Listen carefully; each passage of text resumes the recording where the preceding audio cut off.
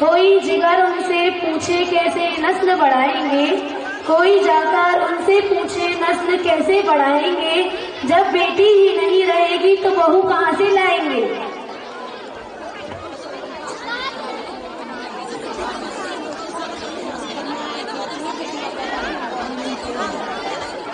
Free में दी है, निदा हंसते सब कुछ ले लेते हैं।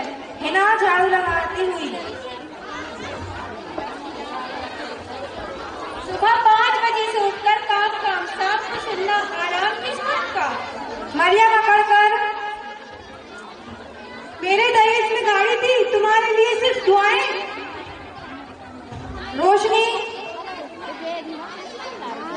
रोशनी तेज आवाज में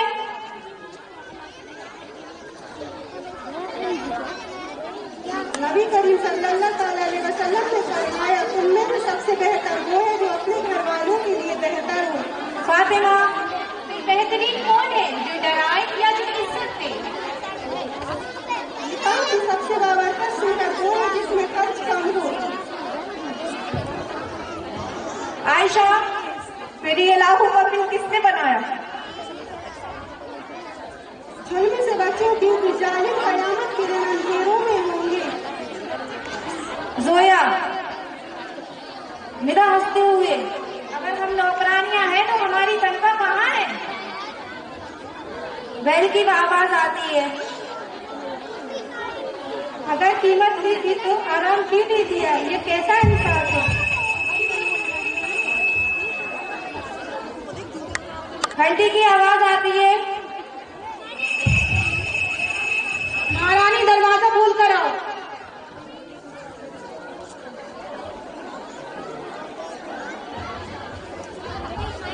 आइए, अस्सलाम वालेकुम वरहमतुल्लाहि वबरकातुहू। वालेकुम अस्सलाम वरहमतुल्लाहि वबरकातुहू। आइए बैठिए।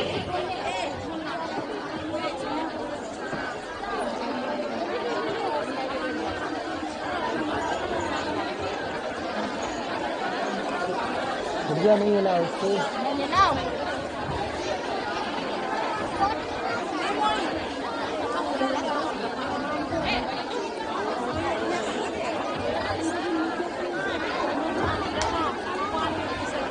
हेलो,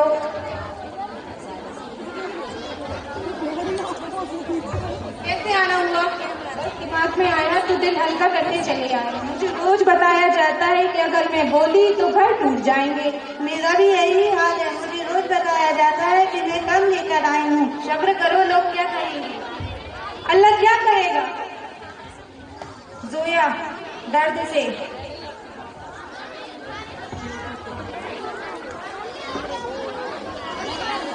अगर कीमत भी थी तो आराम क्यों नहीं दिया, ये कैसा इंसाफ है।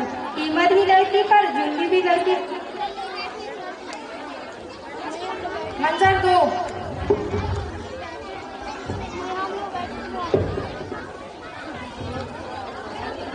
पढ़ाया नहीं गया बल्कि जिया गया। नरन फातिमा जेठानी मरियम के रूप में आती है और कहती है,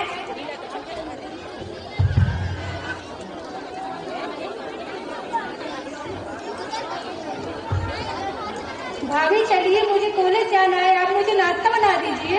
आज माँ आप जाइए, आयशा आपको नाश्ता बनाती है, मुझे कुछ काम है। अब ननन फातिमा आयशा के रूम में आती है। भाभी अंदर आ जाओ। जी भाभी मुझे कॉलेज जाना है, आप मुझे नाश्ता बना दीजिए। बड़ी भाभी कुछ काम कर रही है। भाभी माँ मेरी थोड़ी तबीयत खराब है, आप भाभी से कह के नाश्ता बनवा लीजिए, मैंने अभी टैबलेट ली है। अब ननन फातिमा जेठानी के रूम में आती है।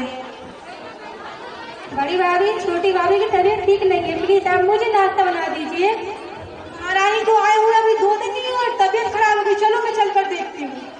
अब फातिमा अपनी वालिदा के पास आती है। महारानी उठो और उठकर नाश्ता तैयार करो। भाभी मेरी थोड़ी तबीयत खराब है, मैं थोड़ा आराम कर लूंगी तो बेहतर लगेगा, फिर मैं आती हूँ किचन में। अम्मी मुझे दोनों भाभी नाश्ता नहीं दे रही है, मैं क्या भूखी जाऊंगी। सास बड़े गुस्से में उठती है और कहती है, मेरी बेटी भूखी क्यों जाएगी, मैं अभी चलकर देखती हूँ। अम्मी देखिए महारानी को आए हुए अभी 2 दिन नहीं और बीमार हो गई, जैसे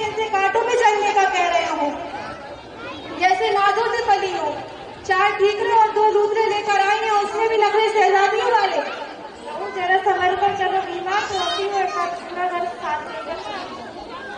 आयशा सर झुका लेती है और मन ही मन सोचती है कि जहेज के बगैर बेटी की इज्जत नहीं होती।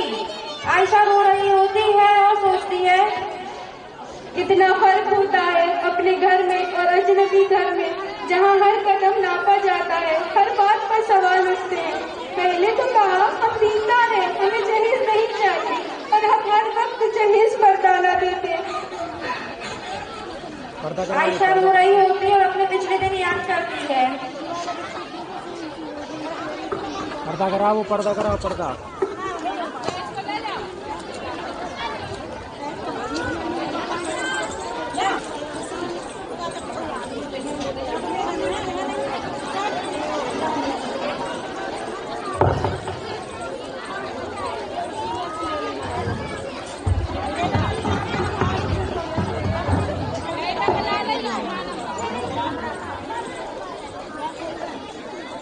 आयशा पढ़ रही होती है, वालिद कुर्सी पर बैठी होती है, वालिदा पीछे बैठी है। वालिद आयशा के पास आते हैं और कहते हैं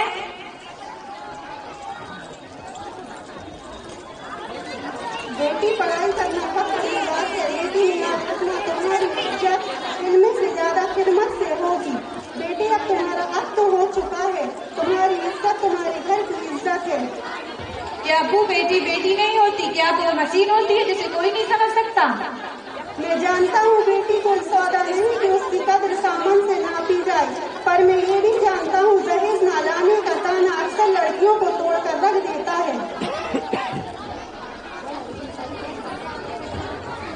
अल्लाह हमारे पास दौलत तो नहीं है, लेकिन क्या हुआ, अल्लाह ने नेमत तो दी है जो घर को जन्नत नुमा बना देती है, जो घर को कर जन्नत नुमा बना देती है। वालिदा आयशा के पास आती हैं और कहती हैं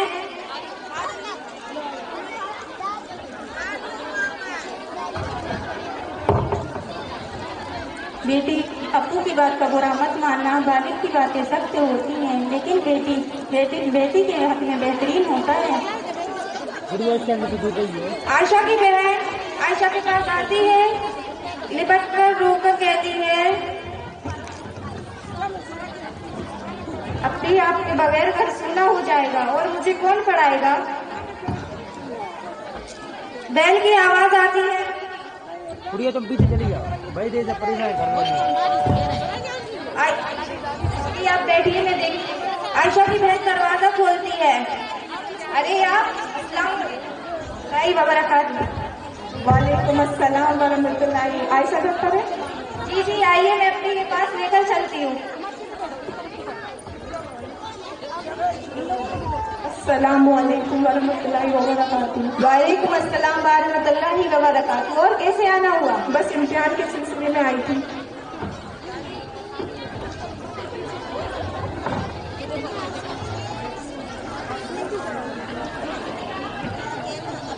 मायके में रहने वाली खुशी में वजह होती है जहाँ अपने के लिए किसी की इजाजत नहीं होती, और ससुराल में किसी से पहले लोगों को बनवाना पड़ता है।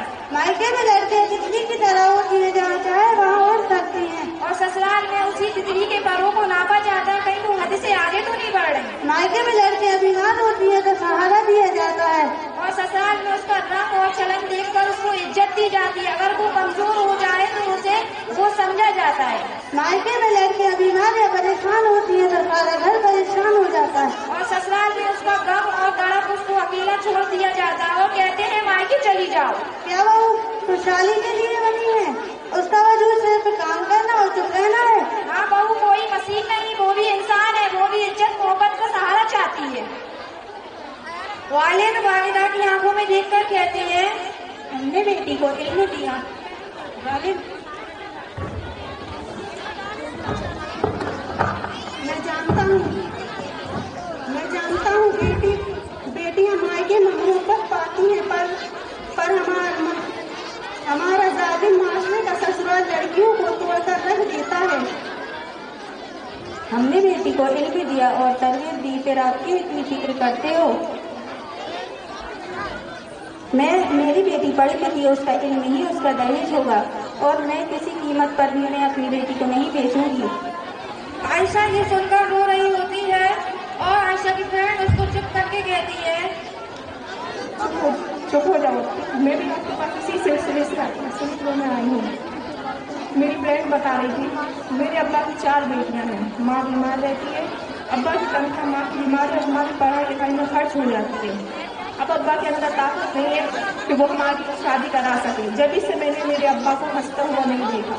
एक रात मेरे अब्बा तहज्जुद में रो रहे थे और अल्लाह से बात कर रहे थे, या अल्लाह, मेरी थोड़ी सी बच्चियाँ आज मेरे लिए अजाब बन चुकी हैं, इस अजाब को आप मेरे बंदों से कब दूर करेंगे? आपकी ये आवाज़ मैं अपने कानों से सुनती हूँ। आपकी जवाब दीजिए, क्या अब भी हम जैसी बेटियों को खुदकुशी करना जायज़ नहीं? ये कयामत भरे सवाल अल्लाह के दरबार में हम यतीम बच्चियाँ करेंगी, क्या जवाब होगा? यही सवाल रब के दरबार में आपसे पूछ लिया जाए तो आपके पास क्या जवाब होगा?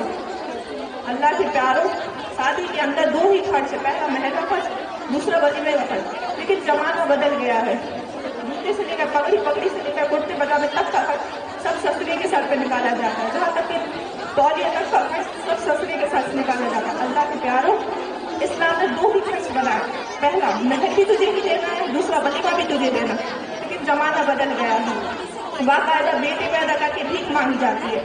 मेरा बेटा तो डॉक्टर है, 7 लाख रुपए लूंगी। मेरा बेटा तो इंजीनियर है, 10 लाख रुपए लूंगी।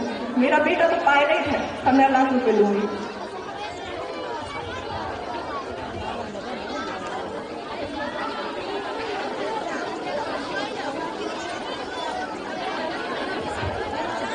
तकरीर के लिए आफरीन इकबाल आ जाए।